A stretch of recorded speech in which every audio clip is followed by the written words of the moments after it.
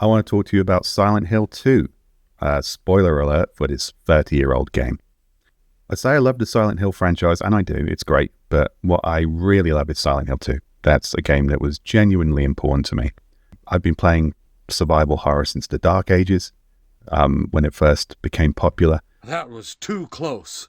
You were almost a Jill sandwich. It's fairly formulaic. You go to a haunted place to solve a mystery, rescue someone, and escape the haunted place. And when I first started playing Silent Hill 2, you kind of think that's what's going to happen. But as you play through it, you realize that is not what is happening. Sure, you get a mystery letter from your dead wife inviting you to the haunted place, which you go to, and there you confront monsters, and there you attempt to rescue the spirits of your dead wife and escape. But nothing is really as it seems. You start to notice that the monsters are kind of oddly sexualized and oddly specific to you, and the other people you meet in the town aren't quite seeing things the way you're seeing. This town is full of monsters. How can you sit there and eat pizza? And eventually you find out that you're not there to rescue anyone. You find out that your character is somebody who has recently euthanized or murdered their terminally ill wife, who was going through a horrific illness which caused her to be hateful and horrible. And, that can happen to people. You get an illness in the brain, it turns you into someone you're not. It's very tragic. It can have awful effects on the people around you.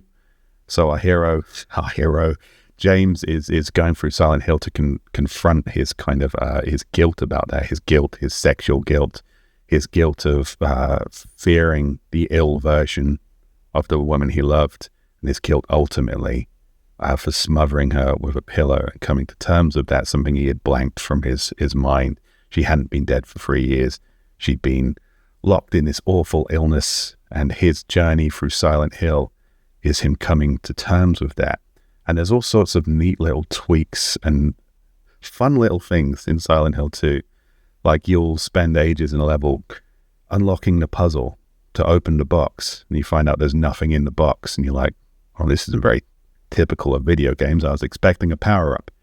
It was made ages ago when the graphics weren't that good and the video game acting wasn't that good, but what that turns into, normally you get a very kind of dead-eyed, neutral protagonist, which really works in Silent Hill 2 because this guy is traumatized AF.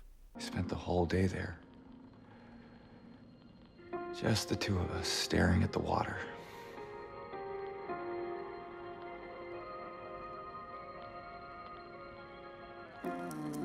He's doing some serious PTSD.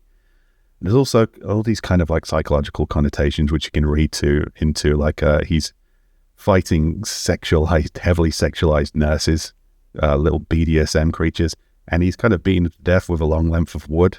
Very Freudian, very Freudian. But yeah, it was great. It was the first time I kind of like went, yeah, I'm the video game hero, and just slowly realized, no, this is not really about heroes and monsters, not in the traditional sense. And they remade the game recently, and what I really liked about it is returning to this game at different stages in my life. So I played it as a young man. I was like, yeah, I am generic survival hero man, here to beat some monsters to death and run away. I always thought, oh man, I'd hate to be in Silent Hill. I'd get out there first opportunity. These people are idiots. Why are they walking around Silent Hill? As an older man, you kind of like, you've got obligations to other people. You can't just leave them there. And then revisiting as a father, I was kind of like, well, there's someone in my life now who's more important than me. I'm no longer the main character in my own life. You start to see Silent Hill differently. And I sort of came to the conclusion that the Silent Hill 2 version of Silent Hill is not somewhere you go to escape from. It's somewhere you go to decide if you are worthy to escape from it, or if you deserve it. And, we've all made mistakes. I haven't smothered my wife with a pillow. Don't at me. I haven't done that. And yeah, and there's these themes of forgiveness and moving on, and how your mistakes define you and what kind of person you become. That I really enjoy about that miserable little video game. don't get me wrong. You know, if I want to play some video games, I'll play a Mario game. It's fine. If I want to get a little bit dark, I'll play Silent Hill 2. In my restless dreams, I see that town, Silent Hill.